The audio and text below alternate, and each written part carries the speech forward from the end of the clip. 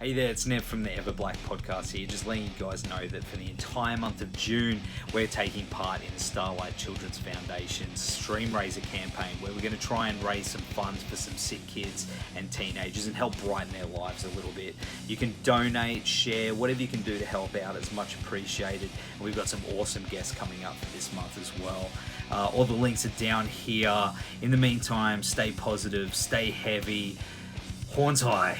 Hey, this is Trevor Sternad from the Black Dahlia Murder here, and you're listening to the EVERBLACK Podcast. Hey, human skull, this is odorous from Guam. Going to the Fear Factory. This is George Corey from Under Fisher. This is Jazz from Double Drop. This is Wade from Our Last Enemy. Mike Nick from Suicidal Tendencies. Hey, this is Wednesday 13. This is Bruce. This is Rex from Kill Devil Hill. This is Gary Lee from Sepultura. You're listening to EVERBLACK Podcast.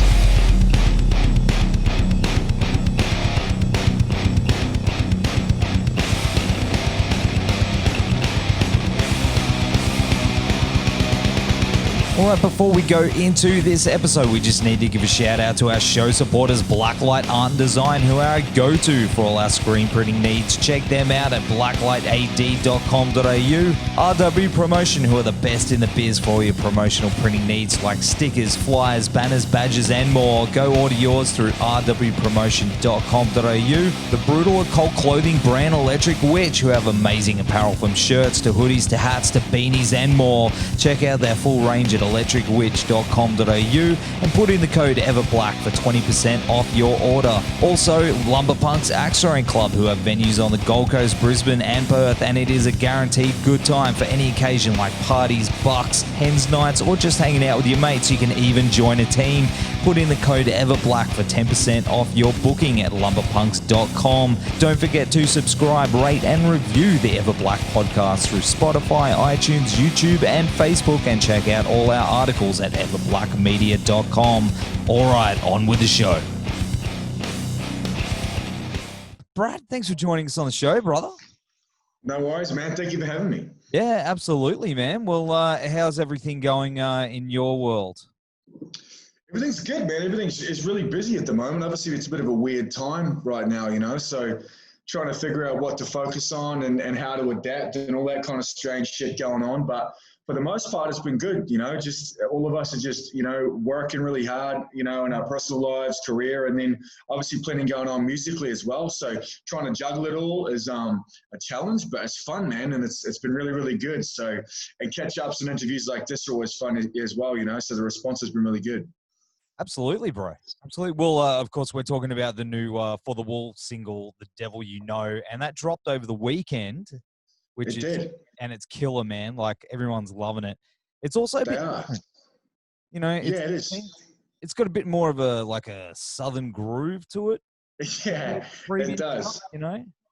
Yeah, it has a bit of a different rhythm, and it's funny you say that because when we had a few demos to send off to our producer Luke. We sent that one along, and he was like, "This is the one, dude. We need to try this one." So we were sort of, we weren't skeptical, but we thought it's a bit different. Let's give it a crack. But the collaboration we had with him was just awesome, and then the end result was amazing. But it's funny because in the early stages, we knew that it had a bit of a different rhythm for us, and it was actually a bit of a challenge because once you sort of step out of what you're used to rhythmically, you kind of have to think a bit more, So we jammed that song for a long time. We practiced it, and we really got in the pocket of the groove. So it paid off, which is awesome. Absolutely, bro. Absolutely. Yeah. What's the meaning of the title for you? What's the direction? The Devil You Know. The Devil You Know. It's a bit of an ambiguous kind of title, but I guess it really pertains to a lot of. There's usually something that maybe plagues us throughout our life. Maybe it be a person, an event, an idea, whatever that may be. And writing that song, I really like to play with the idea of how those kind of, I don't say demons, but things that we really consider a lot, how we carry them and how our perspective changes on them over time and things like that. So yeah, it's a bit of a deep place to kind of explore, but it fits really well, and the lyrics kind of just flowed out of me when you hear the song, So it's it has a bit of personal meaning, but also I think probably a lot of meaning to everyone else as well. That's awesome, man. And of course, you mentioned before Luke Palmer from Dead Letter Circus, and how's it working with him? It's awesome, man. It's we sort of looked at a couple of producers when we started, and Luke's just down on the coast. We're based in Brisbane. He's on the Gold Coast, and we had a few phone calls back and forth, and obviously his credentials. He looked like the guy for the job. And then when we went and spoke with him, we had a coffee, and we really just shared the vision as well. So his technical expertise is awesome, and what I think works really well is he's obviously an accomplished musician in his own right. Absolutely. He's in a hard rock band. He kind of knows the vibe, but he's really good with the electronics and the synthesizers and the other areas we wanted to explore as well. So his production skills in that respect really meshed well with our sound, and we got 2 or 3 really good songs out of him, and that was one of them.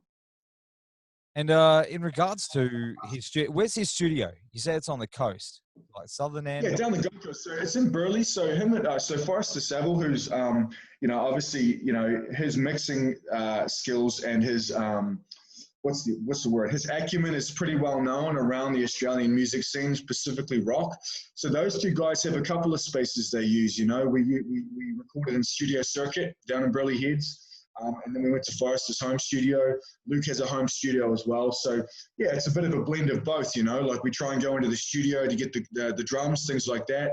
And anything we can track just in a home studio, whether it be guitar, bass, vocals, that kind of stuff, we'll do that in a home studio. And then at the end, we'll mix them all together. And then, hopefully we have a killer track, which we do.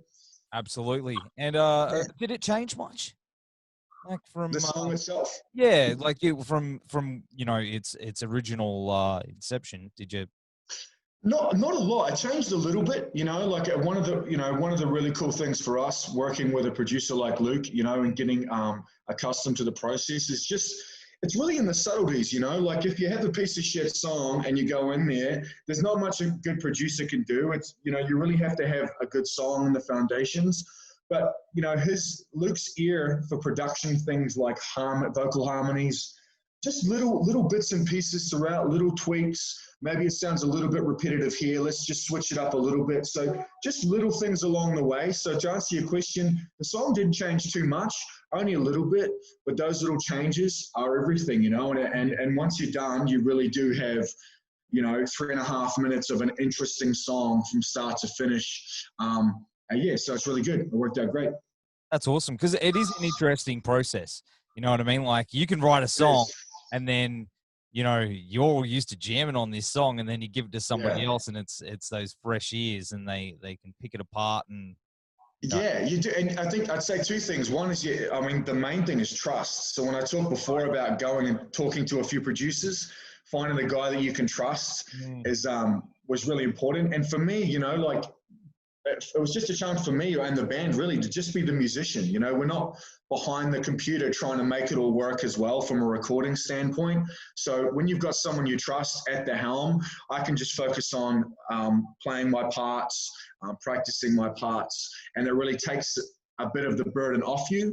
But again, you have to have that trust. So if you find the right guy, which we did, it's a really cool process, and it's worth it. It's great. Absolutely. I saw a snippet of the video as well, which is amazing. That's not out yet, is it?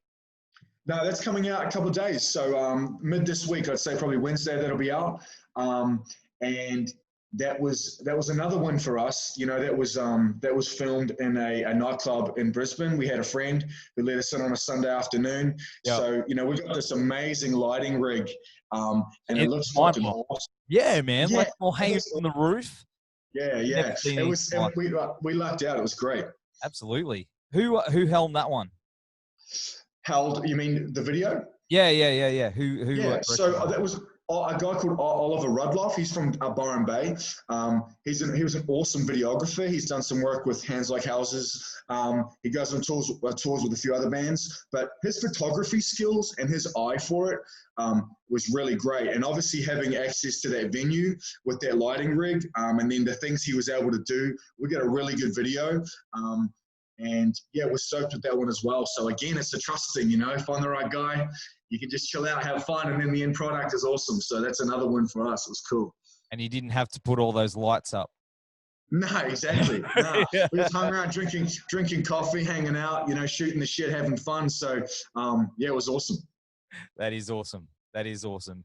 Who's that guy you got hanging up there in the background there? No, that's the mask, man. This is. I have an issue with collecting masks. I don't know. It looks probably a bit demon-like through the video, but I've got a few scattered around the house. But yeah, I like them, man. They're cool. Oh, that is cool. I dig that. Yeah. I always find it funny. Go for it. Yeah. You know, mine. Nice, man. I got like Hulk Hogan and stuff. It's not as cool as a mask. But you fill it up with familiar things, man. Yeah, I'll fill mine up with masks. You can have Hulk Hogan's, whatever makes you feel good. It's cool. Yeah, lots of weird shit. But back to the band, of course. Yeah. I mean, you know, it is a bit of a touchy thing for bands at the moment to time things right with, you know, releasing tracks and the impact and everything that's been going on in the world, you know, and it's slowly starting to improve, apart from Victoria. What are your thoughts on everything that's happening now and staying creative and getting that balance right? Yeah, it's funny because it's really been a learning curve for us that happened really fast. I think, you know, when you're coming up as a band, you're told, you know, the idea typically used to be that you go out and you play a bunch of shows and you build a following that way. Yeah. And it's pretty obvious nowadays that, you know, the attention of most people has gone online, social media. And then what happened when the virus hit, that went up tenfold, because now you can't play gigs. Now we can't go out. Now we can't do the things we typically do to distract ourselves. So I think people's craving for good content, that's a bit of a dirty word, but content, you know, music is content as well, video, all that kind of stuff really become prevalent. So I think if anything, it probably kicked us up the arse to start focusing a lot more online. And we've actually found a lot of creativity in it, and we're making some really cool stuff. And I think, you know, the reaction's been immediate. You know, put out good stuff, whether it be music, video, whatever it is, and people will respond, and you find your fans that way. So, yeah, it's been interesting, man. I think overall it's really been positive, and we'll see how it goes. It's like you say, it's changing all the time, and even the way you release music, I think, is different now. We're probably just going to start banging out some singles, and that'll be the way to go. It seems to be the quickest. It seems to be you're more creative, you're being more prolific, people are engaging with it more. So yeah, it's all changing, but we're adapting, and it seems to be working well. Do you have you guys booked any shows as yet? No, we haven't. No, we haven't booked any shows yet. And I think that was something we told ourselves, you know, when the lockdown happened, we said, let's not worry about shows for now. They're gone for now. They'll come back. But what can we focus on now to grow as a band, to put stuff out, to make things, to create? So we just could have put it on the back burner. And when it starts to open up, like you said at the start, it sounds like there's murmurs that it will come back around soon. And when it does, hopefully that's only Aussie bands. So the gigs will be there. They'll come in when it's ready, whenever we're allowed. But for now, we're just focusing on making good shit and putting it out. So, yeah. And you've obviously got more stuff in the works. Have you guys been writing and recording now? Yeah, we had. So before the lockdown hit, we had this one, The Devil You Know. We had that one in the bag. We just got another one in the bag that's getting mixed probably the next couple of weeks. So we'll follow up, you know. So we'll just start loading up the barrel and then just shooting them out. But I think consistency is key now. You know, it's not just the whole put all your resources into all your eggs into one basket, as they say. I think we're gonna play the long game, and we're just gonna be putting stuff out consistently, slowly, steadily building that fan base. And then when the shows come up, we can go out and play, and we will, you know. So it's been really good for us, actually. I think at the end, once it's all said and done, we'll look back and we've got a lot of positivity out of it. Absolutely. Yeah. And of course, I mean, you guys are, I don't know, man. You're a rock band, but you've got a heavier edge that I really dig. You know, being the little dude I am, you know, and that's what drew me to you guys. You know, where does that come from? You know, you've got the melodic side, and then obviously, where's your heavier Where's your heavier influences lie? See, you know, this isn't kicking. Yeah, that's all right, man. Yeah, we got there. I understand, and I'll give you an answer, so it works. Yeah. The heavier influences, I think, you know, we are definitely influenced by heavier bands. I mean, you know, the likes of, bands like Deftones, Tool, Metallica, the standard guitar heavy metal bands that everyone loves. I say standard with all due respect because they're all fucking awesome bands. So, I think that it's the power, I would say. I think it's the rhythm and it's the aggressiveness and the power of it. We're not angry dudes. It's not really angry music, but the sound of drums and guitar, it yourself as a metalhead, man. There's something about that just kicks you in the chest. So I think it's kind of built on that foundation. And then the melodic stuff, the psychedelic stuff kind of gets layered on the top. And that's where we kind of craft a bit of our unique sound, or we're attempting to. So, yeah, I think it's the power, man. I think it's that real energy that heavy music creates that we really dig and we love to make. You mentioned Deftones. Did you do anything for? Did you crank White Pony over the weekend for its 20? No, I didn't. I didn't crank it, but I saw that it come up, and I was pretty taken back by that because that was a big one for me back in the day. There were some bangers on that. So, and it was that Back to School's on that one, isn't it? Well, it was the reissue of that. There was the reissue. Oh yeah. But the original one had Back to School. Yeah. Man. I mean, that album's insane, man. I mean, I know like what Passenger, I think, with Maynard James Kennan's on that album. So there was some epic songs on that, man. And that time fucking flies, dude. I just aged really quickly, like that dude in Indiana Jones and was it the Last Cruise? immediately. When they're 20 years, because I remember the day of getting that album, man. Yeah, I remember the buzz of that too. I remember the buzz when a Deftones album would come out, and I had older cousins and uncles who would hand that stuff on to me, man, and I loved it. So that was one of the first bands I got to when I was younger that I said had that power, had that aggression, and I dug it. Yeah, absolutely. And you played some of Australia's best bands like Cog and Dead Letter Circus, and also some of our best local festivals too. I'm sure you're wanting to do a lot more of that stuff when this is all over. Yeah. I mean, before it hit, did you have tours and stuff in the works? Again, we were kind of winding down. We didn't. We thought we were really, the release of this song and the ones that are going to come after were really up in the air for us, and we were trying to figure out how to do it. So we were okay with just kind of being like, look, we're not just going to go take every gig now. We're going to try and pick the ones we want to be a part of, pick the ones that our fans want to go to. So we actually wound it down. The plan was always to sort of get out and play shows, maybe some local tours. We'd love to get down to Sydney and Melbourne on the back of a release like this one. So they were being slotted in, but they hadn't been locked in. And then obviously when it all kind of went weird, we just sort of thought, we'll just chill on this for now. And like I said, patience is a virtue. We'll just wait it out. And when it all opens back up again, we'll get out there and start playing live more. Is the international been on the cards for you guys? Is that something you've been wanting to do? Yeah, I mean, that's the dream for everyone. I mean, it's a dream for us, so for us, that's definitely something we would pursue, and being a heavier band, it makes sense to sort of look overseas because a lot of heavy music is born and really grows in its following overseas, you know what I mean? I kind of feel like it happens like that. And then Australia kind of accepts them in, you know what I mean? Yes. So I think it's wise. I think it's wise for all bands to look at that now. And the technology now, I mean, we're interacting with fans from all over the world. So again, going back to that, focusing on the online aspect of it, you can just spread your music so far. So it's a powerful tool, and definitely something we'll be up for, and definitely something we'll pursue. Where would you want to go if you could just right now? They could give you a plane ticket, and you're like, you and the boys, this is where you go. Where would you want to go? Yeah. Is it for the interest of our music, or is it that we can choose to go there and have fun? Because I think if the interest in our music, it would probably be somewhere in Europe. If you just give me a ticket, man, I'd probably go to the south of America, man. I'd love to go to Dallas. I'd love to go to Texas. I'd love to go down like rhythm and blues country. And, there's also a good heavy music following there too. So, yeah, in terms of playing live and being on a circuit, that would be one to tick off for me. Awesome. Yeah. Hey, man, I'd love to do it. And of course, I mean, you've got, you mentioned a new single that you're working on in the background as well. The video dropping. What else is on the cards for you? More releases for us. I mean, again, with not playing live, we haven't got those locked in yet. We're not really looking at the moment. We're just kind of see how it plays out.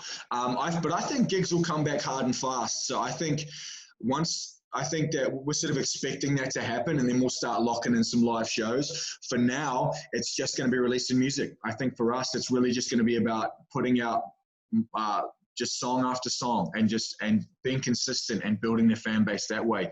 But we're really excited now. We've got, any artist will tell you once you've kind of worked on something and it's out, the exciting part is to go, okay, what now? You know what I mean? So now we're going to turn our attention back to the writing and what do we want to do? What do we want to make? So that's kind of the phase we're in now. And that's our plan. Just keep making music, putting it out, and then playing the shows when they come back. Awesome, brother. Awesome. Yeah. Well, I'm definitely going to be checking out that video, and I'm going to have all the links right down here. This is where I point, which is usually nice. In the, I don't know, no one can see what I'm pointing at. But yeah, that's where all the links will be, and you can get the new single, Devil You Know, right now. Mate, thanks for hanging on the show. And, well, you're drinking a coffee. I'm having a whack of shangy. And, yeah, it's been cool hanging. Hey, thank you very much, man. Thank you very much, man. And I appreciate the support. It's been good to chat, and hope to talk again soon.